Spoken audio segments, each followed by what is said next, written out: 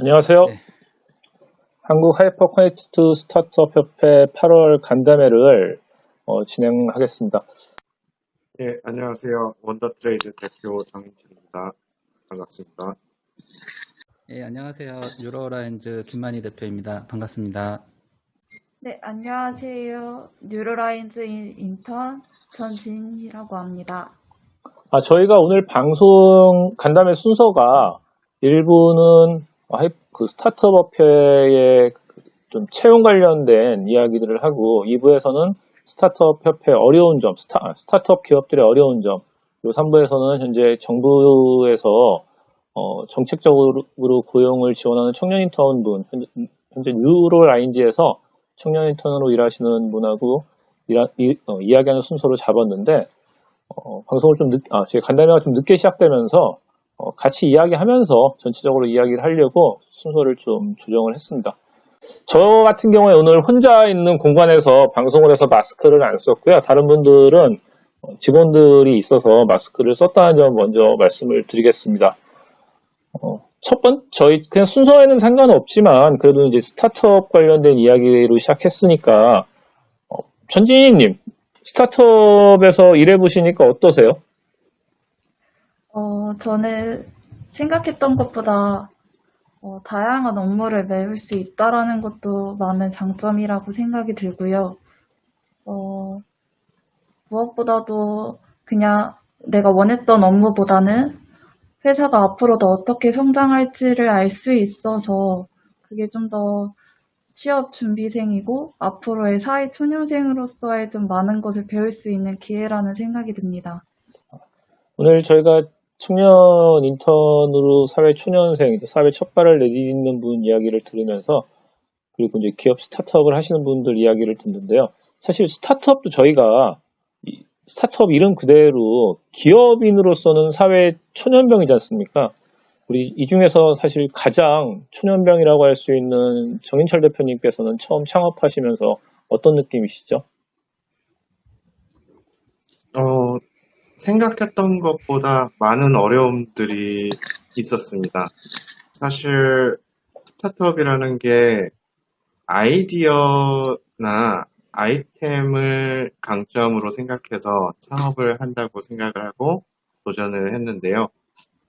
오히려 한국 현실에서는 그런 점보다는 우리 아이템이 또 아이디어가 한국의 법, 공무원이 재량에 맡겨져 있는 부분들에서 공무원이 부담을 갖지 않고 오케이 해줄 수 있는 부분인가가 오히려 더 중요한 부분이 아닌가라는 생각이 너무 강하게 들고 있고요. 그런 부분에서 가장 어려움을 겪고 있습니다. 저희 원더트레이드 정인철 대표님이 창업한 지 한 3개월 되셨나요? 정확하게 법인 설립된 지는 이제 한 달이 조금 넘었습니다. 역시 기업 초년생, 정말 스타트업 입장에서 오늘 좀 말씀을 해주실 것 같고요. 그에 비해서 이제 3년 차인 뉴로라인즈 김만희 대표님께서 또 생각하시는 스타트업은 어떤 어려움이 있으시죠? 아무래도 스타트업은 제일 어려움이 아무래도 인력 문제, 그다음에 자금 문제, 이게 가장 모든 스타트업들이 어려워하는 문제일 것 같고요. 그 외에도 이제 여러 가지 스타트업들이 지니고 있는 이제 앞으로 사업적인 전략이라든지, 그다음에 그런 비전과 관련돼서 그 어려움들을 헤쳐나가고 있는 그 과정을 얼마만큼 잘 이겨내냐, 이런 문제들이 가장 스타트업의 입장으로는 가장 힘든 그 부분이라고 생각을 하고 있습니다. 저희 협회가 오늘 간담회를 준비하면서 회원사 대상으로 그 채용 관련 조사를 한 게 있습니다. 보통 처음에 초기 창업엔 당연히 한 분이나 두 분 소규모로 창업을 해서 한 5년 정도가 되면 20명 내지 30명, 많은 데는 40명까지 채용을 하셨더라고요. 김만희 대표님의 지금 뉴로라인즈는 아직 3년은 안 되셨죠? 정확하게. 저희가 2017년 7월 31일이니까요. 이제 만 3년이 됐고요. 3년 1개월 되셨네요. 네네네. 3년 1개월 차. 오늘이 딱 3년 1개월 차시네요.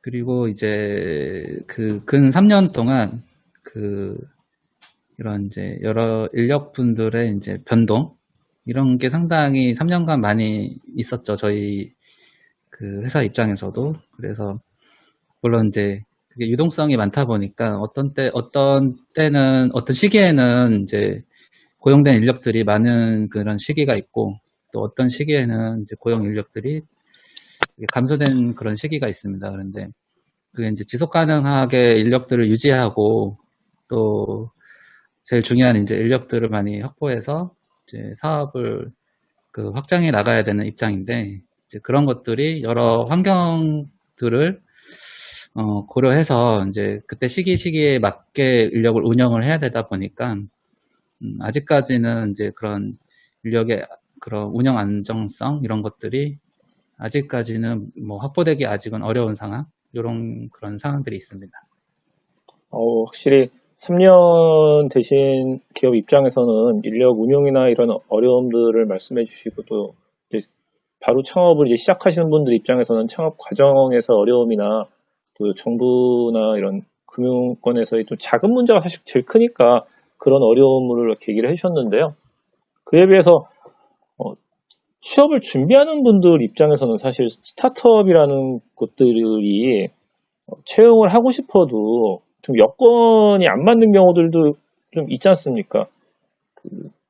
구직자 입장에서는 좀 더 좋은 기업에 가고 싶고 안정적인 또 급여 수준도 상당히 중요한 부분일 텐데 청년 구직자 입장에서 전진희님이 보시기엔 가장 중요한 스타트업에서 이런 부분이 고쳐지면 좀 내가 취업을 할 수 있겠다라는 부분은 어떤 부분이 있으신가요?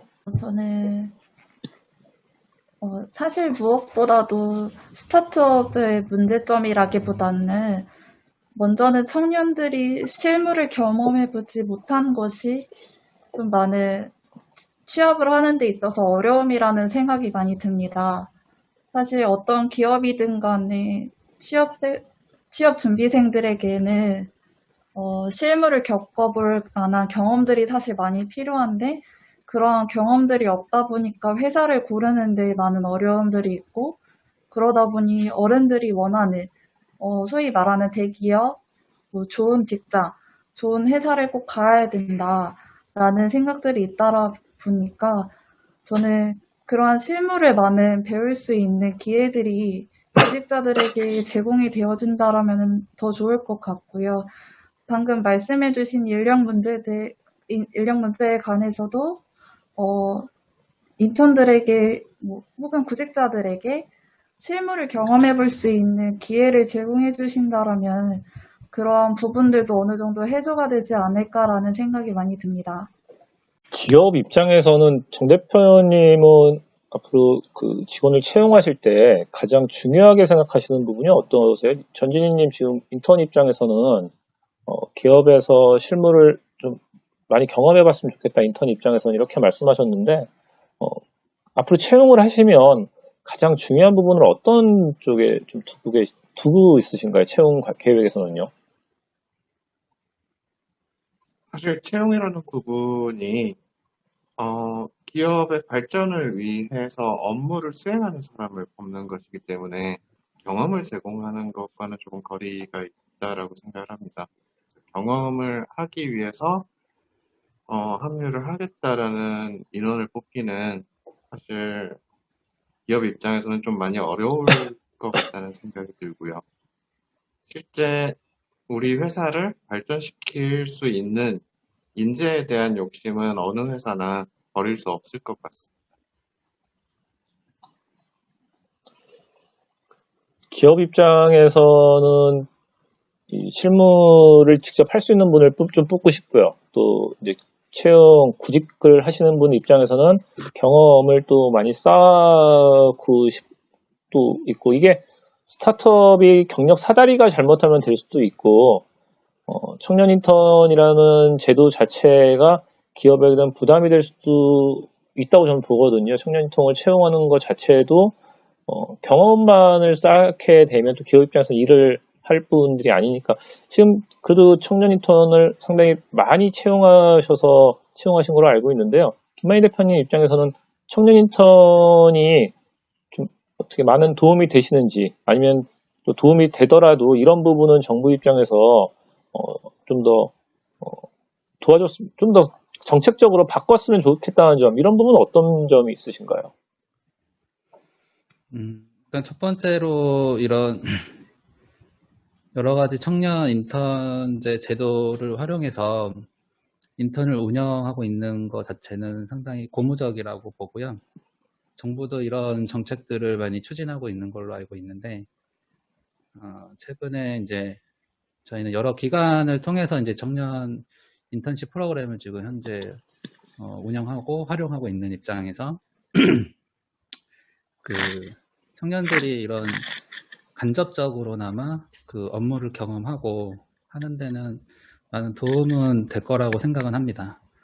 정 대표님 말씀하신 것처럼 그 도움은 당연히 되긴 하지만, 이제 저희 그 스타트업이나 기업 입장에서는 그런 청년들이 이 인턴십 프로그램 기간이 그렇게 오래 길게 운영되는 게 아니라 짧게는 이제 2개월에서 뭐 길게는 3개월 정도 이렇게 운영을 합니다.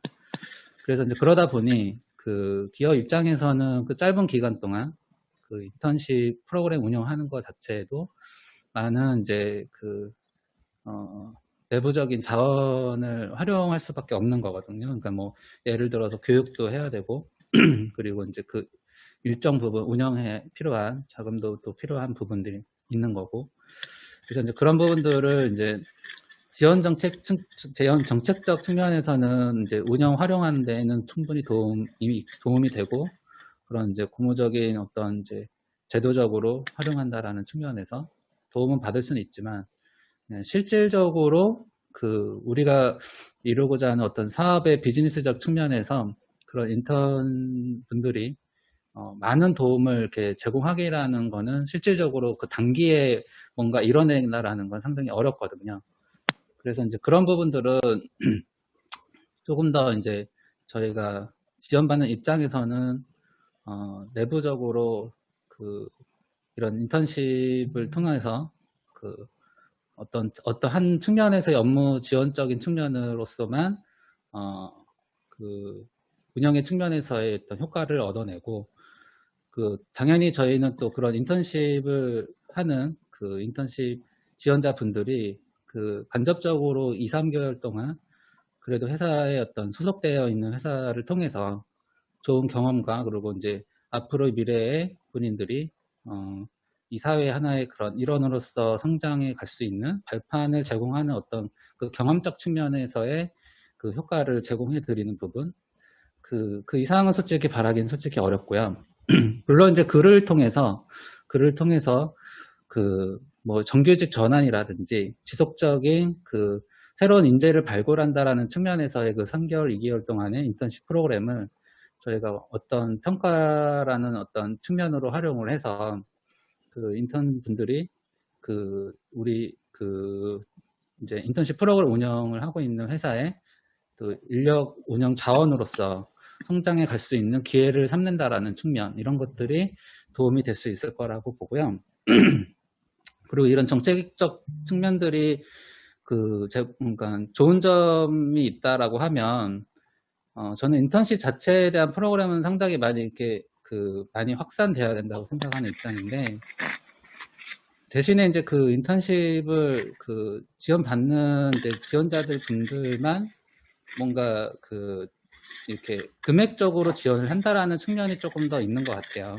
당장 지금 뭐 인건비의 일부를 국가에서 지원을 해주고 그 단기의 어떤 고용의 효과를 만들어내는 그런 측면만 좀 부각될 것이 아니라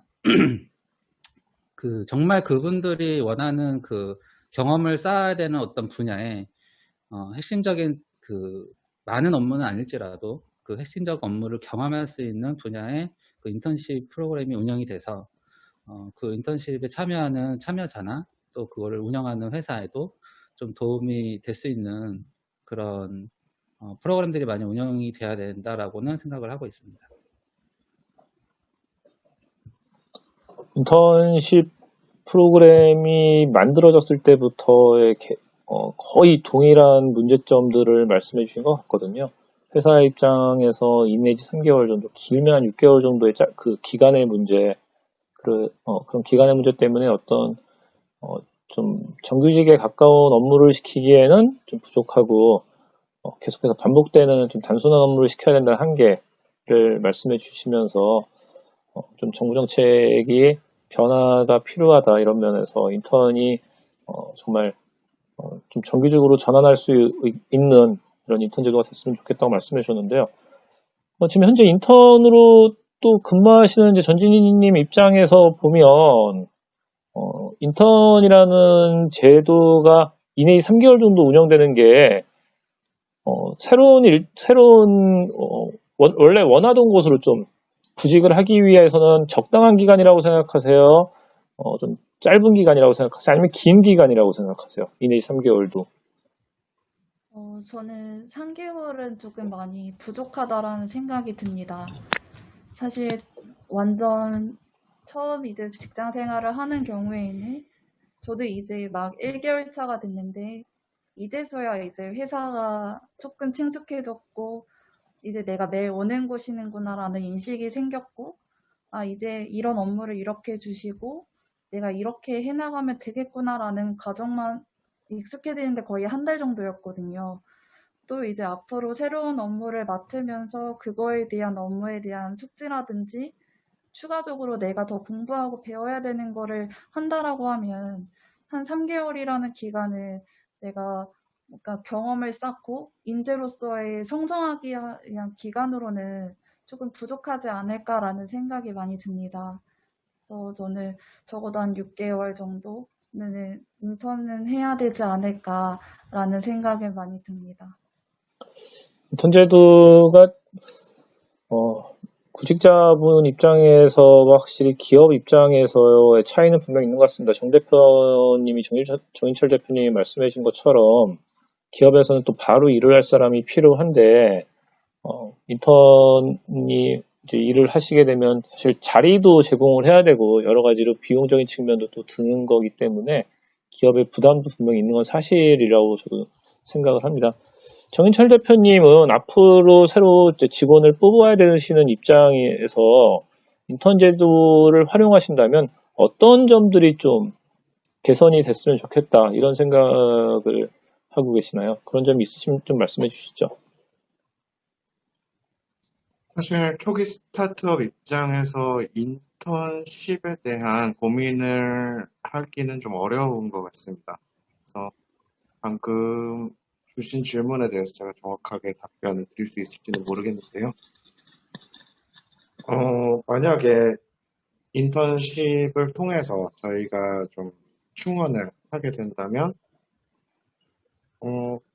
그래도 좀 어떤 손을 덜 수 있는 역할과 충분한 시간, 근무할 수 있는 시간이 보장된 인력이 필요하지 않을까 싶습니다. 적어도 1년 정도는 근무를 하고 또 장기적으로 우리 식구로서 인턴십이 끝나고 인원으로서 좀 선발을 할 수 있는 채용으로 이어질 수 있는 채용 연계형 인턴이 사실상 필요하지 않을까. 경험적인 인턴보다는 채용 연계가 좀 필요하지 않을까 싶습니다. 저도 사실 회사라면 회사를 이제 운영하는 입장에서 인턴을 채용하려고 해도 규모가 또 있어야 됩니다. 그게 1인 2인 회사에서 인턴을 채용할 수 있는 건 아니고 인턴이 김 대표님 5인 이상인가요 지금? 취재 조건이? 네, 저희는 5인 이상이고요. 5인 이상 기업이다 보니까 인턴을 아주 소규모 기업에서는 뽑기 어려운 현실, 또 저 같은 경우는 서울이 아니라 이제 지방에서 사무실 회사를 운영하다 보니까 지방에서는 인턴을 뽑으려고 해도 거의 직원 채용 자체가 어렵더라고요. 저는 이제 정 대표님하고는 정인철 대표님하고는 다르게 직원 자체 뽑는 것조차도 어렵다는 정말 이 스타트업 작은 기업들, 소기업들은 이 수도권 중심으로 다 몰려있다는 거 너무 어렵게 생각해서 그냥 제 개인적인 질문인데 전진희님 만약에 지방에서 근무를 해야 된다. 이러면 어떤 생각 좀 드세요? 사실 많은 청년들은 주거적인 부분 때문에 고민을 많이 할 것 같긴 합니다.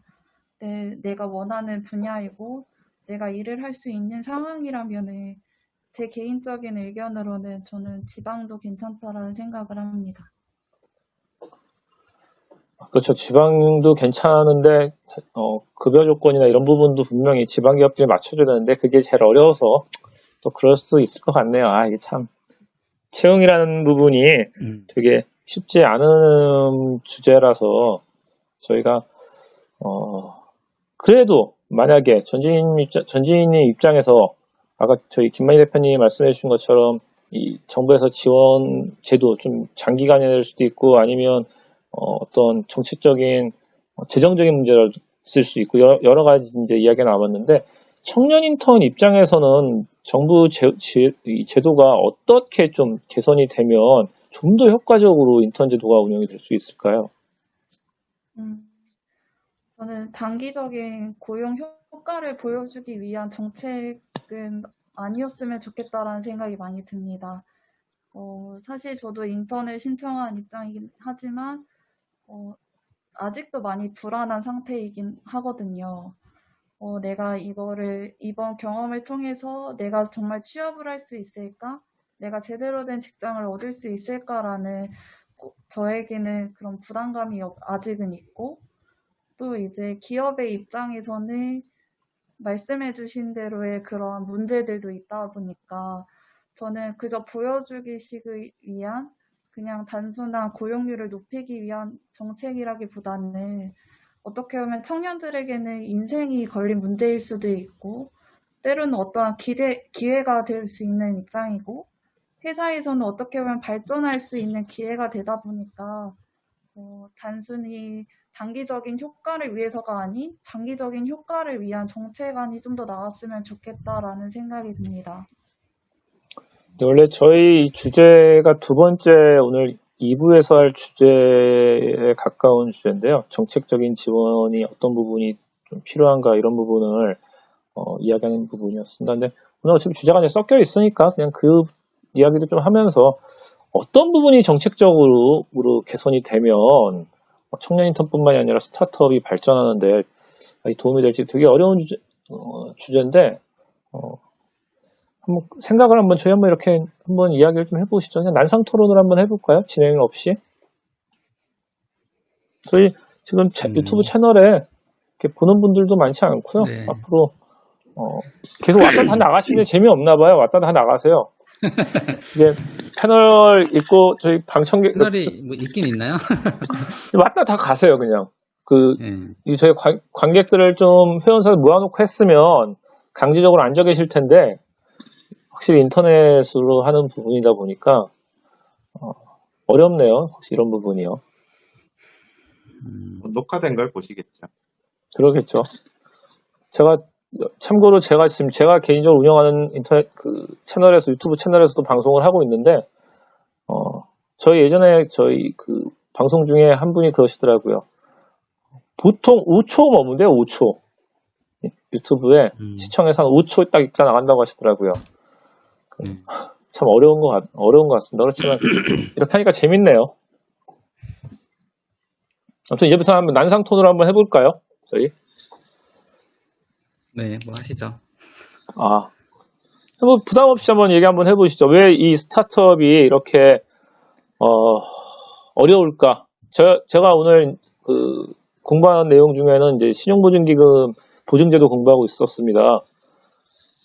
그런데 저도 예전에 이제 저희 정인철 대표님은 아시겠지만 정책 지원을 하는 은행 금융권에서 한 2년 정도 파견 근무를 나갔다 온 적이 있었는데 저희 회사에서 거기서 이제 정책 지원 많이 하면서 가장 많이 걸린 게 제 개인적으로 평가할 때 배임 문제가 가장 많이 걸렸습니다. 이걸 평가를 하면서 왜 이렇게 평가를 했냐라는 부분들이 걸리기 때문에 되게 보수적으로 사람이 평가를 하거든요. 근데 오늘 마지막으로 이제 신부 관련된 기사를 보니까 PCBO 기업 유동화 채권 부분에서 담당자에게 법적 책임을 묻지 않겠다. 이번 코로나19를 겪으면서 유동화 자금 기업 기업체 발행하는 거에 있어서는 이제 면책을 하겠다라는 이야기가 있더라고요. 지금 뭐 이제 김 대표님, 정 대표님 기업에서 활동하시면서 신보나 기보 많이 문 두드렸지 않습니까? 그러시죠? 많이 두드리셨죠? 기업 신용보증기금이나 기술보증기금 많이 문 안 두드리셨나요?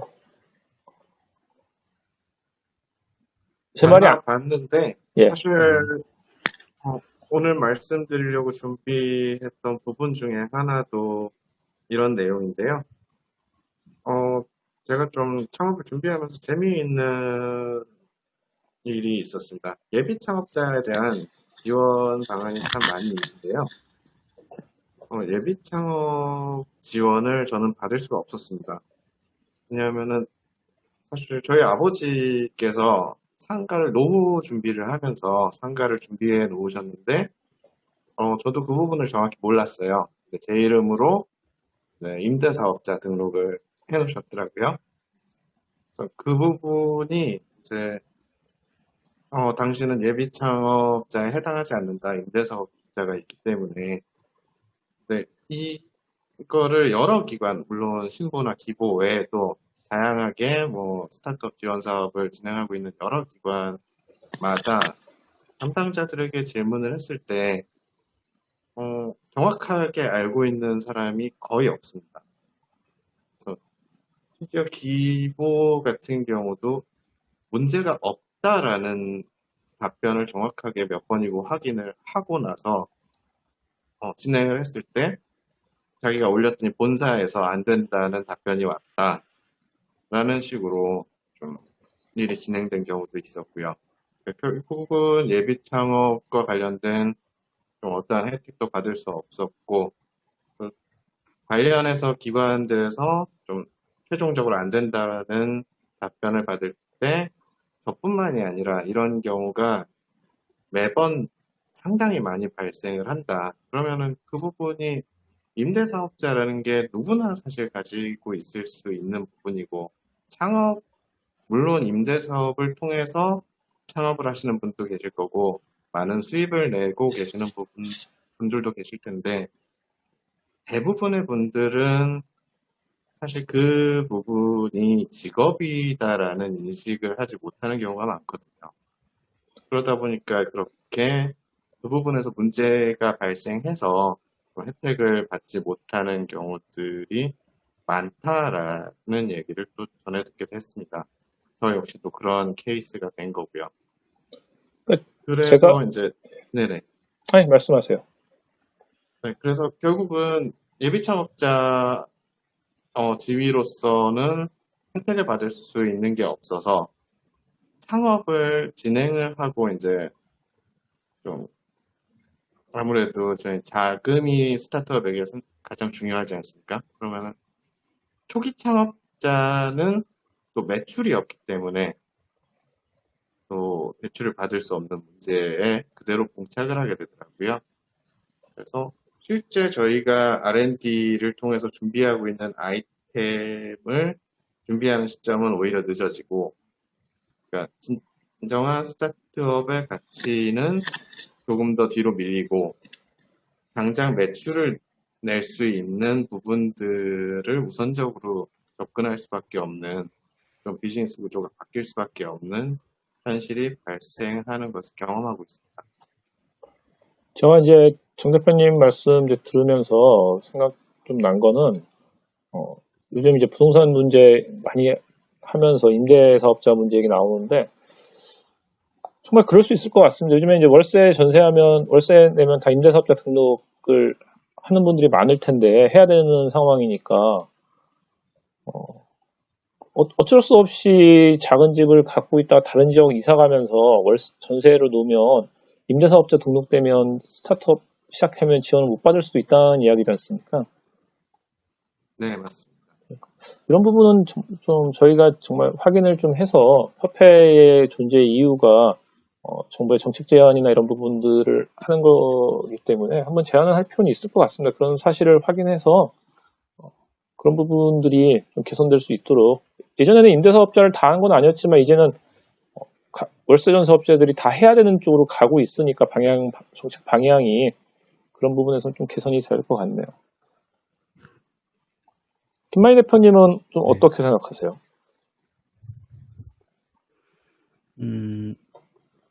뭐 스타트업들의 이런 어려움들, 예, 어떤 부분이 개선이 돼야지 정부가 유니콘 기업 육성하겠다고 계속 얘기하는데 모두 다 카카오톡 같이 성장할 수는 없지 않습니까? 그래도 어떤 정책적인 지원이 돼야지 성장은 가능한 거기 때문에 그러니까 뭐 저희 유로라인즈라는 회사 입장에서는 솔직히 뭐 정부가 지원하고 있는 이런 스타트업 제도 지원 사업들은 그러니까 제가 뭐 다 파악할 수 없을 정도로 상당히 많은 지원 사업들이 지금 지원이 되고 있는 게 현실이잖아요. 그럼에도 불구하고 이제 스타트업들이 어려워하고 있는 주변에 이제 뭐 스타트업들이 많이 있으니까 그 어려워하시는 대표님들도 많이 만나 뵙게 되고 이제 듣게 되는 부분이긴 한데 아직 저희가 지원되고 있는 대부분의 스타트업들의 지원 사업들은 저희가 하고 있는 분야가 좀 특이해서 이제 그럴 수도 있긴 한데요.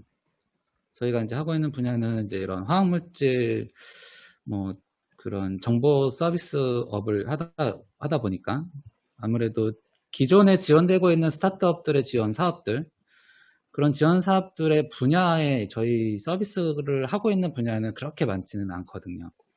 즉 저희가 지원하고 싶어도 그 지원되는 분야가 제한적 지원을 하고 있기 때문에 저희 같은 이런 그 특정 분야에 있어서의 스타트업들이 지원받을 수 있는 지원 사업들이 그렇게 많지는 않아요.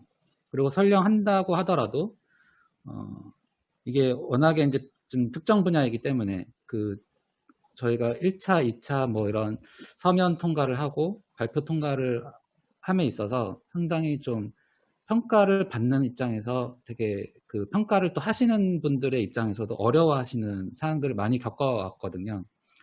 그러다 보니까는 좀 이런 그 지원 사업들의 성격도 기존에 일반적으로 많이 지원되고 있는 뭐 지금의 많이들 이제 거론되고 있는 뭐 DNA, 뭐 데이터 산업, 뭐 그 여러 가지 이제 그런 측면에서의 사업들 영역에서 지원되고 있는 분야는 많이 지원이 많이 받고 있는데 저희 같이 이런 특정 분야에서의 그 지원 사업들은 좀 많이 발굴이 돼서 그런 지원 사업들의 특정 분야도 육성할 수 있는 지원 사업들의 정책도 많이 필요로 하지 않나라는 생각이 좀 많이 들고요. 그리고 이제 예 아니 말씀하세요.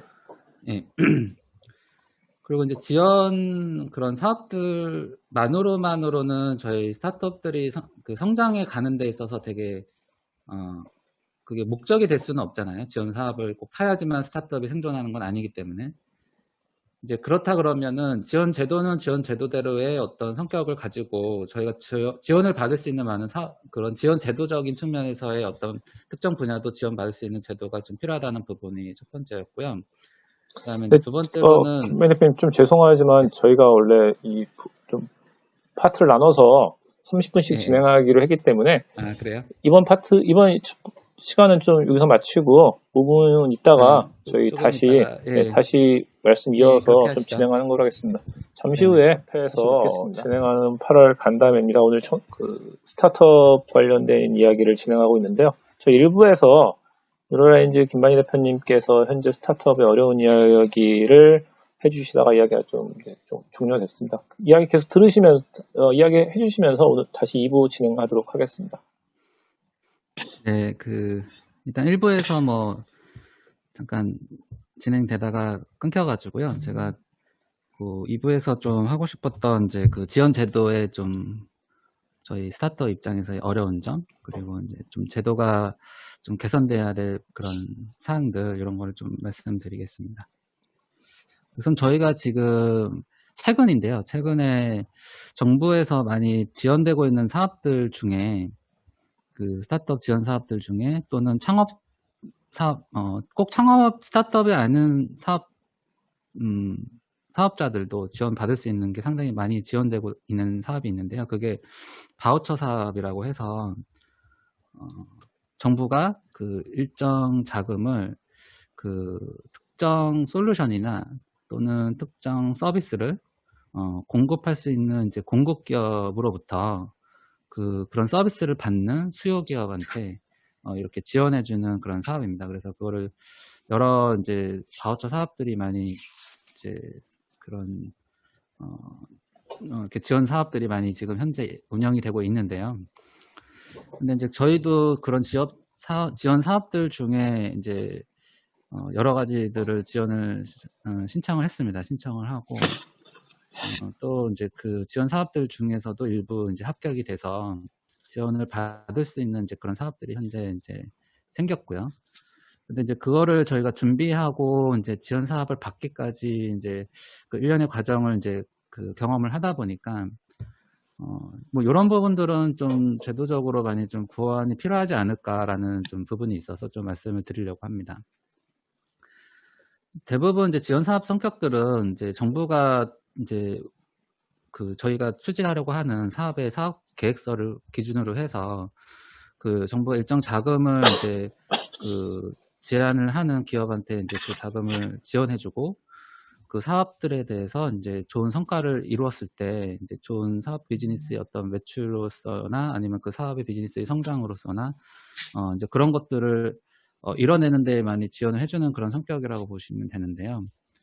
근데 요 바우처 사업은 이제 물론 이제 그런 성격을 갖고 있는 사업이긴 합니다만은 그 지원금을 이제 그 제안하는 기업에게 지원금을 주는 건 아니고요. 그 바우처 사업은 그거를 공급해주는 공급 기업한테 지원금을 지원을 해줌으로써 그 서비스를 받는 이제 즉 그 사업을 제안한 업체에게는 그 공급 기업이 가지고 있는 특정 어떤 서비스를 그 수요 기업이 받음으로써 이제 그 수요 기업이 추진하고자 하는 사업에 뭔가 성과를 내는데 도움을 받는 이제 그런 사업의 성격으로 운영이 됩니다.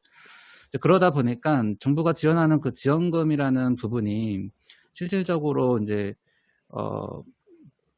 공급 기업한테 그 지원금들이 지원이 되다 보니 그리고 그 지원금을 그 바우처 사업을 지원을 받으려면은 그 지원받는 사업의 성격이 그 수요 기업에게는 이제 그 자부담이라는 부담금이 필요로 하고요.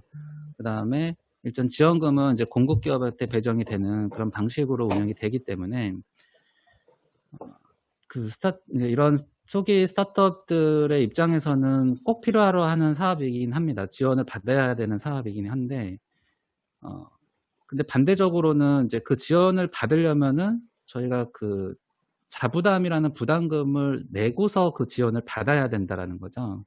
그게 바우처 사업의 좀 성격이다, 그러니까 성격이기도 합니다만은 그거를 지원받으려고 하는 지원을 받는 그 수요기업 입장에서는 그 자부담이라는 부담금에 물론 현물 현금과 이렇게 나눠져 있긴 하지만 그 20%에 해당하는 현물 현금이 최소 이제 10%는 현금 부담을 해야 되기 때문에 그러면은 지원금을 받으려고 오히려 현금을 써야 되는 약간 그런 성격의 사업이라는 거죠.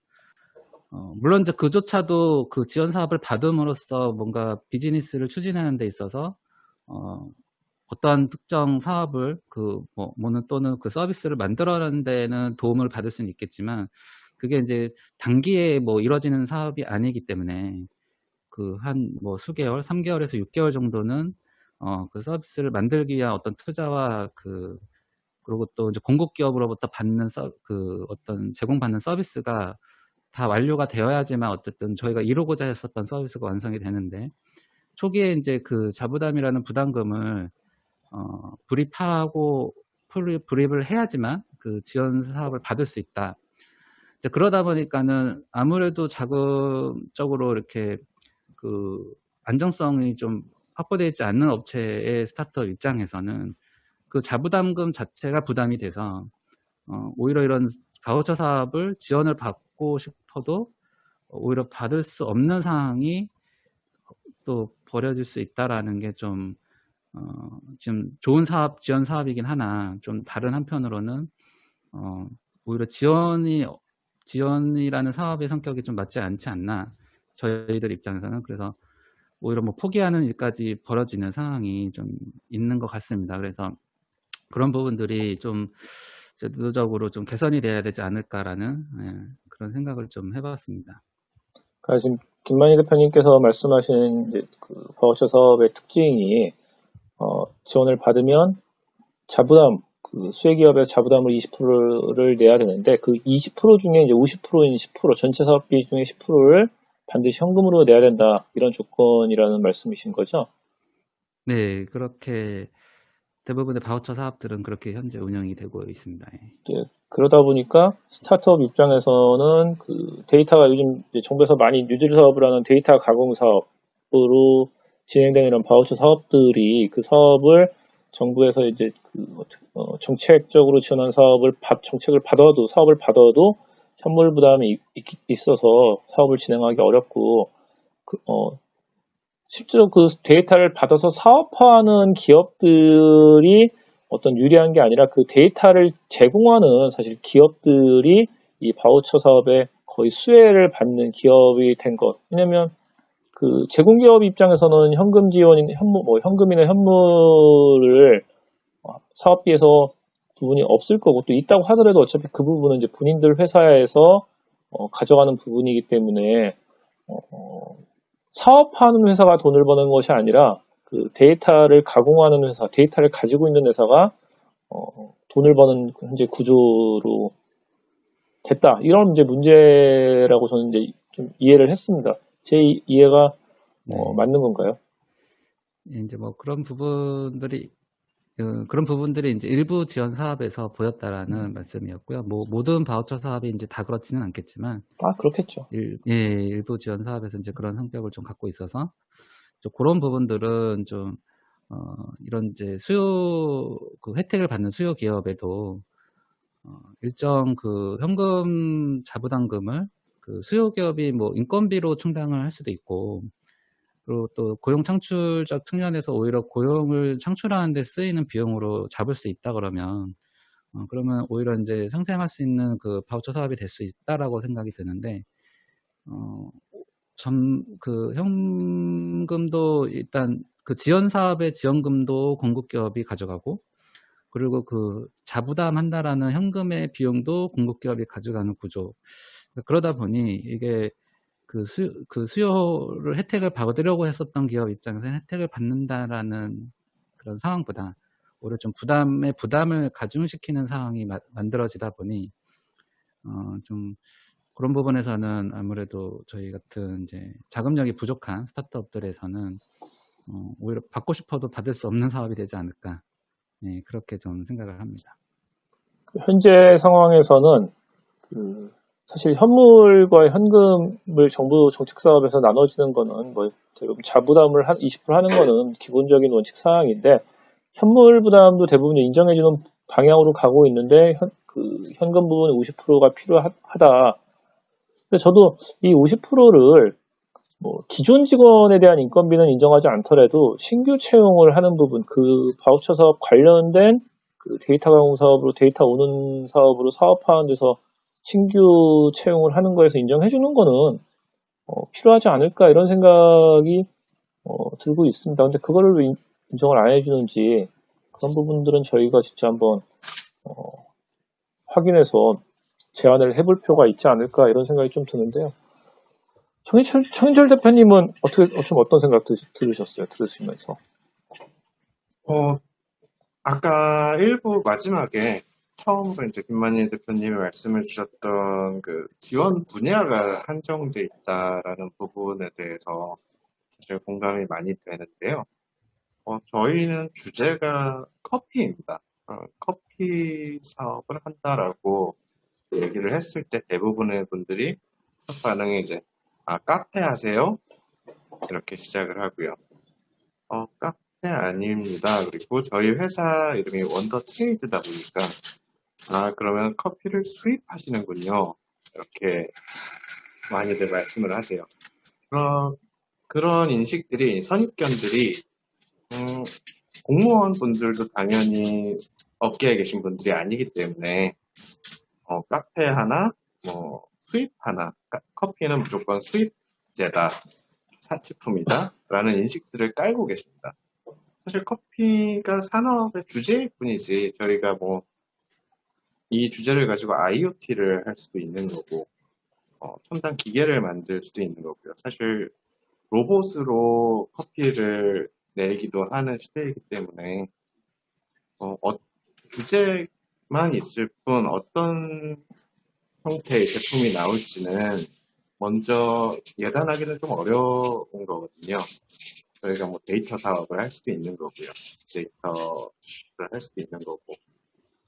근데 이런 부분들이 사실 저희가 어떤 사업을 지원하고자 할 때 지원 분야가 이미 한정되어 있기 때문에, 그리고 단순히 세무적인 부분이나 이런 부분에서도 등록을 할 때 산업 분야가 한정되어 있기 때문에 정확하게 우리 회사는 여기에 맞는 회사다라는 거를 끼워 넣기가 상당히 어렵습니다. 사실 대부분의 스타트업들이 새로운 융합 산업을 하는 거기 때문에 공무원분들이야 당연히 카테고라이징을 하실 필요가 있겠지만, 4차 산업 이후로 계속 융합 산업이 발전하는 상황에서 이 부분의 갭을 좀 마련할 수 있는 대책이 필요하지 않을까 생각합니다. 좀 전진희님께서는 원더 트레이드 이름 여기에 보이지 않습니까? 정희철 대표님 이사 옆에 이름 보이잖아요. 원더 트레이드 이름 보고 어떤 생각하셨어요? 어떤 회사라는 느낌 드셨어요? 커피하는 트레이드하면 공무원들처럼 커피 수입하는 회사다 이런 생각 들지 않으시나요? 저도 맨 처음에 이제 이름을 봤을 때는 무역회사이지 않을까라는 짐작도 했었고요. 이제 커피 사업을 하신다고 하시길래 저도 맨 처음에 이제 수입하시는 부분이 아닐까라는 생각도 많이 했었습니다.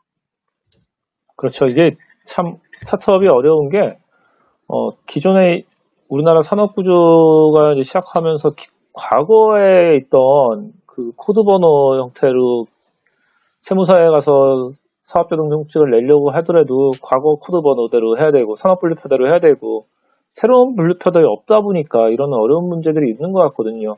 또 정부 부처에서는 정인철 대표님이나 김만희 대표님이 하시려는 산업이 다른 부처 사업일 가능성이 높으니까 다른 부처의 산업일 확률이 높다 보니까 본인들 업무 아니다 공무원들은 또 이렇게 생각할 수도 있고 참 스타트업이 이렇게 참 어려운 것 같아요. 인공지능 요즘 인공지능이나 클라우드나 빅데이터 이런 얘기들은 많이 나오니까 그게 우리 일이다라고 생각하는 공무원들이 있겠지만 새로운 산업으로 융복합으로 가져가면 이거 뭐지? 라는 이야기 할 것 같은 진짜 그런 생각 많이 들거든요. 또 다른 이제 어려움들이 어떤 어려움들이 있을까요?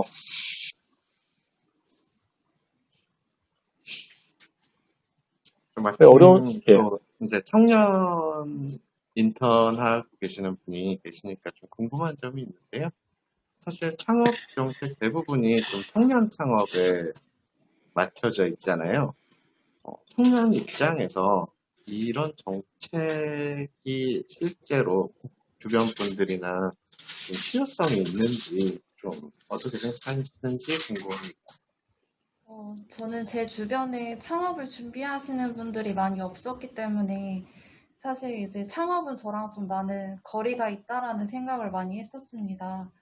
이렇게 간담회에 참여하면서 이렇게 들어보니까 사실 청년들을 위한 고용정책도 많이 나오고 있고 청년들을 위한 창업에 관련된 정책들도 많이 나와 있긴 한데 말씀해주신 대로 지원이 되는 분야가 있고 안 되는 분야가 있고 고용정책 중에서도 취업준비생들이 뭔가 지원을 받을 수 있는 사업도 있고 없는 사업들도 있는 것들을 보면서 사실 그것을 통해서 많이 발전하는 회사들도 있고 그러한 지원 사업을 통해서 취업을 하고 창업을 하고 더욱더 성장해가는 청년들도 있기 때문에 사실 이러한 사업들이 좀 더 많은 사람들이 제대로 활용할 수 있도록 더욱더 좋은 정책들이 제대로 나왔고 이러한 부족한 부분들이 제대로 보완이 된다라면은 저는 이러한 정책들이 있다라는 것이 더 좋다라는 생각이 많이 듭니다.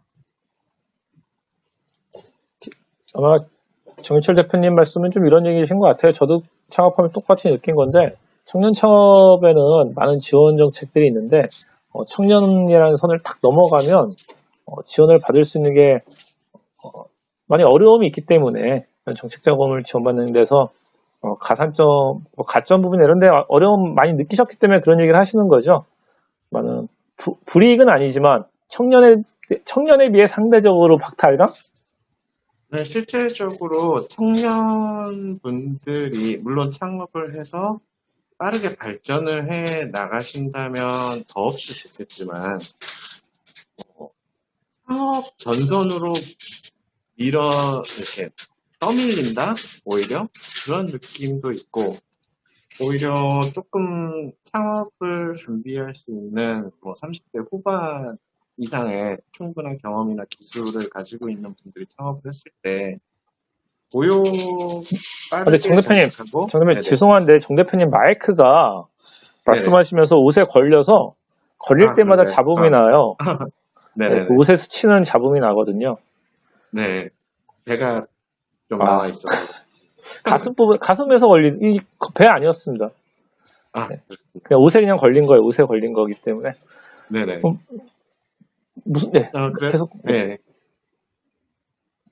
그래서 실제 청년에 집중된 청년의 고용률을 단순히 높이기 위해서 청년을 창업 전선에 몬다라는 느낌의 실질적인 고용을 창출할 수 있는 것과는 좀 거리가 있는 정책이 아닌가라는 생각이 들어서 말씀을 드려봤습니다. 저도 그런 생각 비슷한 거 좀 들 때 있습니다. 시니어 인턴도 있고 청년 인턴도 있는데 저희처럼 가운데 있는 사람들은 인턴 제도도 없더라고요. 저희도 사실 사회에서 가장 열심히 활동해야 되는 40대, 50대에 대한 지원책이 너무 없다. 또 창업을 하려고도 힘들고 취업을 하려고도 힘들고 이런 낀 세대가 아닌가라는 생각 많이 하거든요. 여기 지금 나이대가 저희가 오늘 패널 구성이 사실 지금 전준희님 20대시죠? 네, 맞습니다. 그리고 이제 김만희 대표님 이런 말씀드리기는 뭐하지만 보이시는 것보다 저희 중에 가장 어리거든요. 저희 세 명 중에 그리고 이제 정인철 대표님 가운데 있어도 제가 이렇게 있는데 저희 연령대별로 어떻게 다 있는 것 같습니다. 오늘 20대, 30대, 40대, 50대 이렇게 구성이 되어 있는 것 같은데 저는 이제 50대에 대한 지원책이 너무 부족하다 이런 생각이 좀 들더라고요. 네, 이렇게 계속 좀 이어가겠습니다. 김만희 대표님은 또 다른 어려움들 어떤 것들이 있을까요? 그래도 가장 3년차 오래 창업하셔서 스타트업 운영하고 계시니까.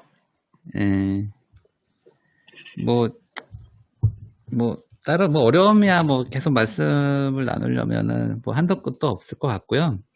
근데 이제 어차피 저 일부 주제가 이제 이런 청년 고용 창출 이런 것도 관련이 있었고, 그 다음에 2부 주제는 또 이런 스타트업들이 제도적으로 이렇게 좀 어려운 사항들, 그리고 제도적으로 개선될 사항들, 그런 거로 주제가 이루어졌으니까 그거와 연장해서 말씀을 드리면, 일단 이런 인재를 가장 필요로 하는, 물론 이제 모든 기업들이 당연히 인재를 필요로 하죠. 근데 스타트업이 성장을 이제 이렇게 한 걸음 한 걸음 나아가려면 아무래도 이제 창업자 혼자만으로 사업을 이뤄낼 수는 없으니까, 그래서 아무래도 그런 인재를 만나는 게 가장 스타트업들에게는 가장 중요할 것 같아요. 인재를 육성하는 것도 당연히 중요하겠지만 그보다 앞서 인재를 만나야 되거든요. 그래서 그런 만날 수 있는 기회가 이제 좀 많이 필요하지 않을까 이제 이렇게 좀 생각을 하고요. 그래서 그런 인재들을 만나서 그런 인재들을 저희가 찾아내고 또 저희가 고용을 하고 그리고 육성까지 할 수 있는 그런 기회들을 만들어내는 어떤 그런 정책들, 제도, 지원 사업들 이런 것들이 필요하지 않을까 이제 생각을 해봤고요.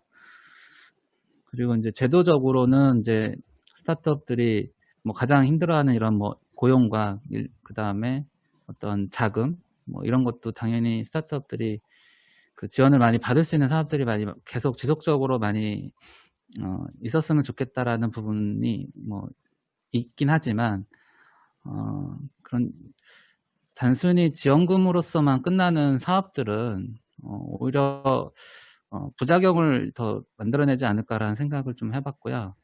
오히려 그런 지원 사업을 지원받더라도 이렇게 일회성으로 지원하는 그런 사업들이 아니라 뭐 1단계, 2단계, 3단계 이뤄질 수 있는 그 스타트업들이 그러니까 지속 가능하게 사업을 좀 더 어떻게 고도화시키고 서비스를 좀 더 확장해 나갈 수 있는 거를 후속 관리까지가 가능한 지원 사업들의 성격이 그런 사업들이 만들어져서 오히려 이제 스타트업들이 이제 그런 지원 사업들을 많이 운영하고 혜택을 받을 수 있는 사업들이 더 있었으면 좋지 않을까라는 생각을 좀 합니다. 그러니까 뭐 이렇게 일회성의 어떤 지원 사업들은 물론 받을 때야 이제 그거를 잘 운영하고 활용하면 뭐 정말 좋은 성과로서 남을 수는 있긴 하지만 스타트업들은 그게 1년만으로서 뭐가 좋은 비즈니스를 지속적으로 끌어나가기는 아직 자금력이 부족한 게 이제 스타트업들이다 보니까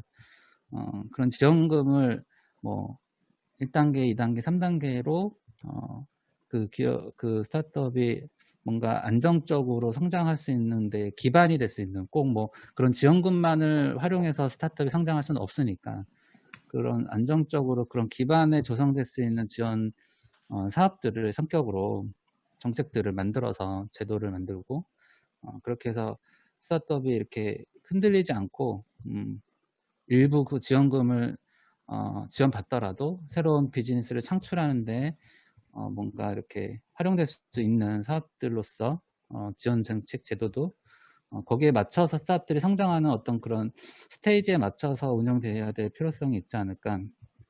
예, 좀 그렇게 생각을 해봤습니다.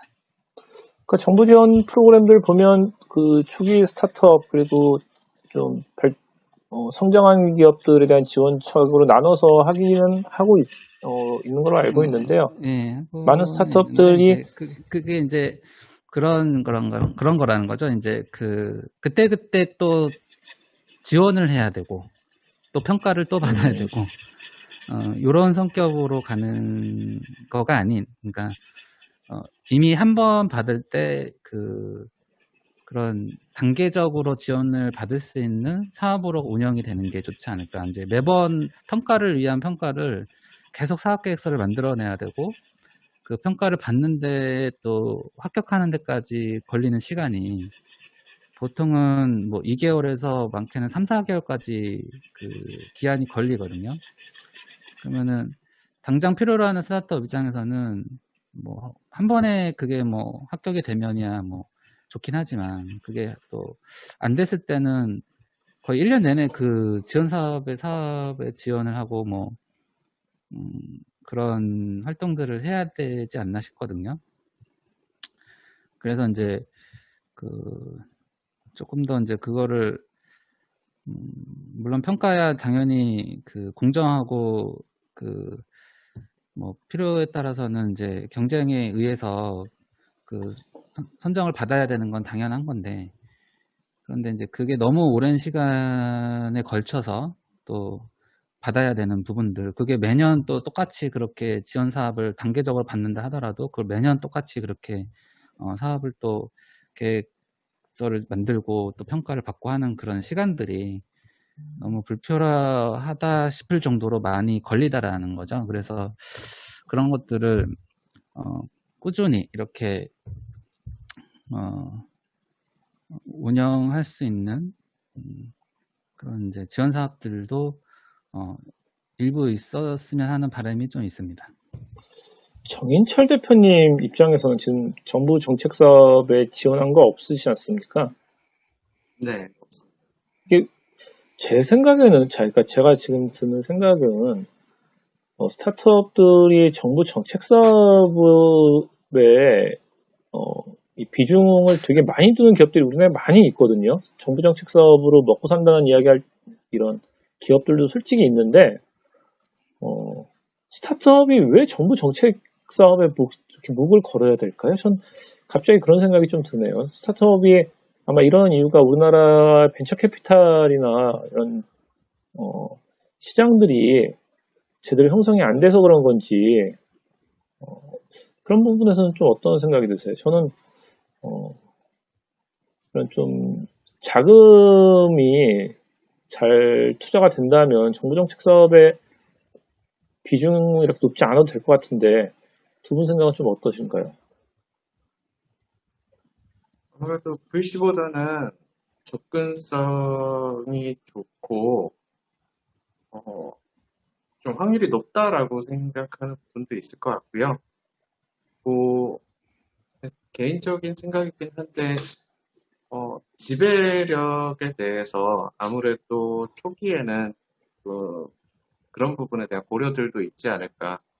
외부에 대한 기술 유출이나 이런 부분들에 대한 걱정이 좀 있지 않을까라는 생각이 드는데요. 사실 정부 지원 사업에 저희가 지금 지원을 안 하고 있는 이유는 좀 그런 느낌이 많습니다.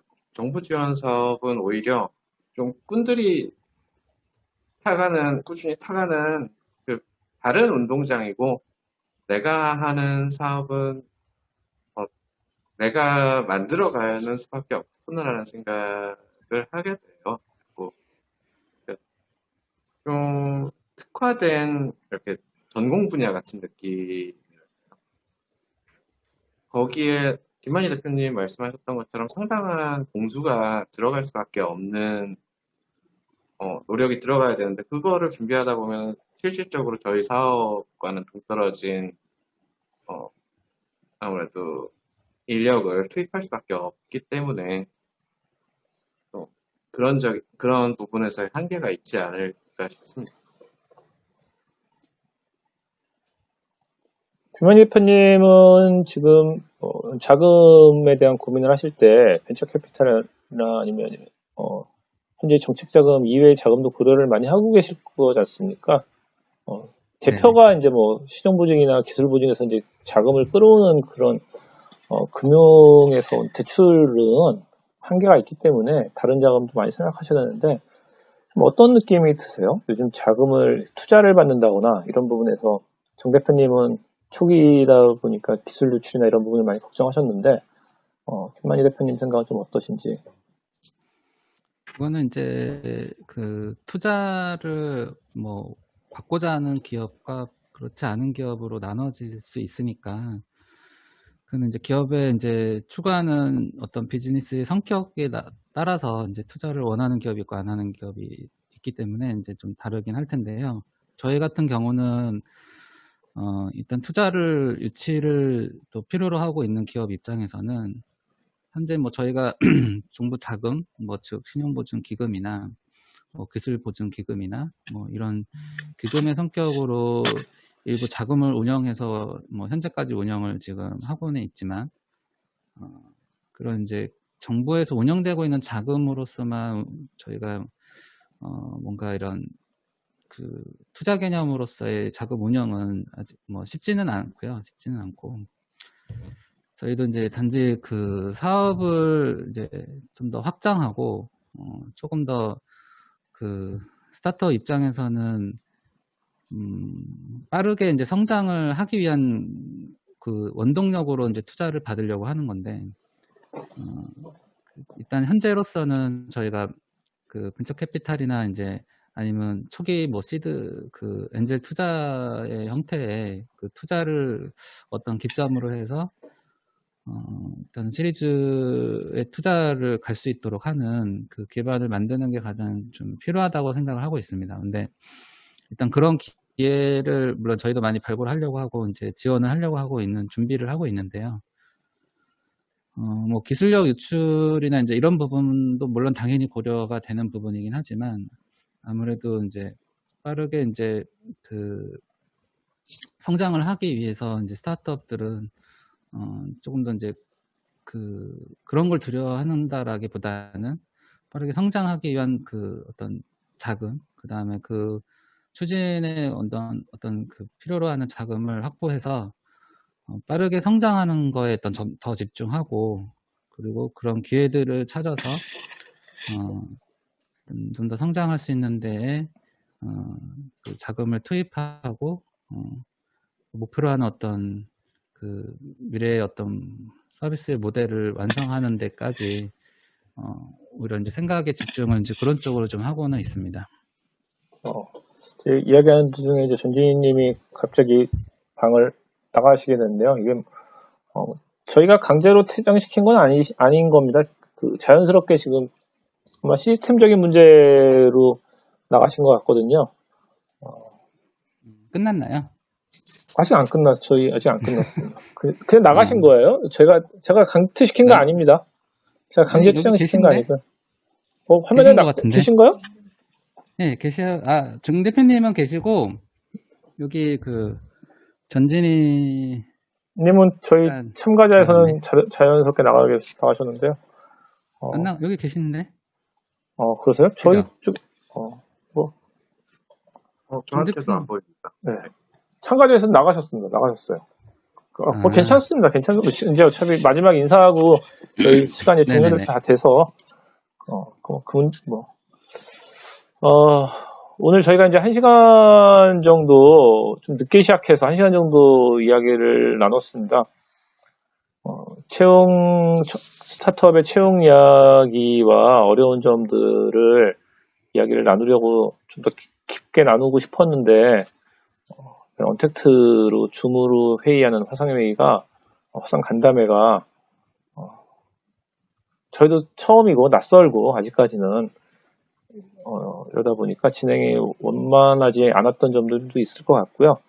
앞으로 하면서 좀 더 발전이 됐으면 좋겠습니다. 그렇지만 오늘 저희가 나눈 이야기들은 또 저희가 정리해서 정부에 좀 제안할 부분들은 제안하고 이후에 수정할 부분들은 수정이 됐으면 좋겠습니다. 마지막으로 두 분 좀 정리하는 의미에서 한 말씀씩 해주시고 오늘 저희 간담회는 마치도록 하겠습니다. 대표님 먼저 하시죠. 네. 오늘 어쨌든 한국 하이퍼 커넥티드 스타트업 협회에서 이렇게 진행한 이런 간담회, 언택트 간담회를 이렇게 해봤는데요. 처음이긴 하지만 나름 이렇게 지금 시국에 맞는 이런 간담회를 해보는 경험도 상당히 새롭고요. 앞으로 또 이런 주제는 다른 주제라도 이렇게 한번 더 해봤으면 하는 생각을 가져봤습니다. 어쨌든 오늘 1시간 반 동안 경청해 주셔서 감사드리고, 또 다음에 좋은 그런 주제를 가지고 같이 이런 간담회를 또 참여해 봤으면 좋겠습니다. 감사합니다. 오늘 주제가 창업에 대한 내용이다 보니까 커넥티드 스타트업 협회 회원사 대부분이 업력이 있으신 회사다 보니까 제가 감히 이 자리에 초대되어서 좋은 발언 기회를 얻을 수 있었던 것 같습니다. 초대해 주셔서 감사하고요. 앞으로도 회원사들이 이렇게 다양하게 교류할 수 있는 기회가 많이 있었으면 좋겠습니다. 감사합니다.